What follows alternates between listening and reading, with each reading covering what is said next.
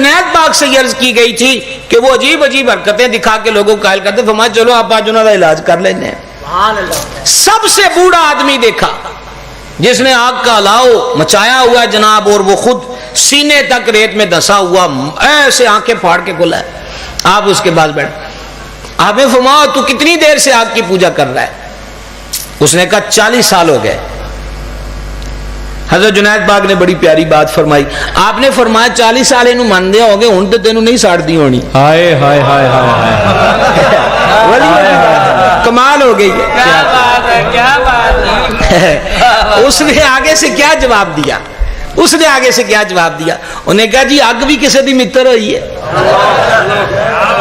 یہ جب لگتی ہے نا اپنا محل دیکھتی ہے نہ غریب کی کٹیا دیکھتی ہے، یہ تو لگتی ہے۔ تو آپ ہمارا 40 سال منیا ہے بھی پوجا کیتی ہے، پھر بھی تینوں ساڑے گی کملیا، تو اس کو کیوں نہیں معبود مانتا جو تیرا اور آگ کا خالق ہے؟ اور اگر تو اس کا ہو جائے تو یہ آگ تو چیز ہی کوئی نہیں، واہ، اس سے بھی زیادہ آگ ہو تو تیرا بال نہیں جلا سکتی۔ اس نے کہا یہ کیسے ہو سکتا ہے؟ فرماتا ہوں 10 دن کے انجن ہے۔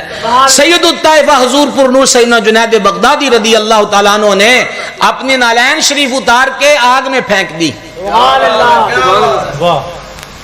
وہ پنجابی کہتے ہیں پامبڑ مچ دے پیسن، اور آگ میں پھینک دی۔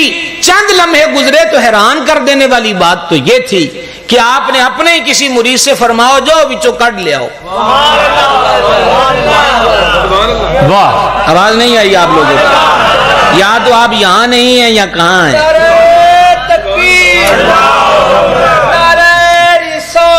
یا رسول اللہ، فرمایا کہ جاؤ نکال لاؤ۔ اب وہ سب ماں بے حیرت تھے کہ یہ کیسے ہو سکتا ہے؟ مرید بڑے شوق سے گیا، اچھا مرید بھی نہیں پوچھا جی کہ مینوں تے نہیں کو جاگا آکھے گی مرید ہوندا ہی وہ ہے کہ جڑا پوچھے نا،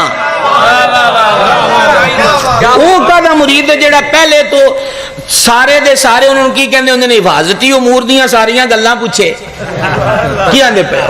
اقبال کہتے ہیں نا بے قدر کود پڑا آتش نمرود میں عشق، عقل محو تماشا ہے لبے بام ابھی۔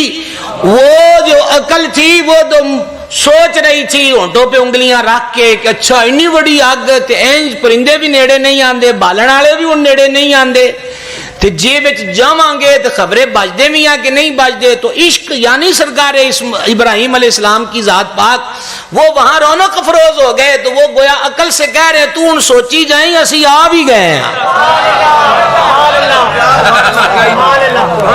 سمجھائیے بات کی؟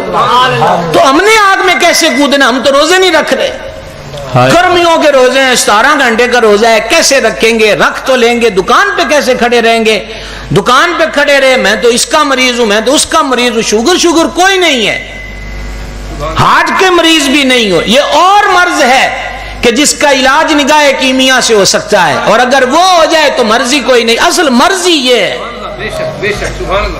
کہ بندگی کی طرف ہم مڑ گئے ہوئے ہیں۔ اصل میں نے یہی لفظ وہ اس واقعے کے بعد کہنا تھا، پر سفر تھوڑا سا ہمارا لمبا ہو گیا ہے، اب ہو گیا ہے تو ہونے دیجئے۔ ہم کسی پارک میں نہیں گئے جہاں تو ابھی بھی ولیوں کے پاس ہی رہے ہیں۔ کیا خیال ہے؟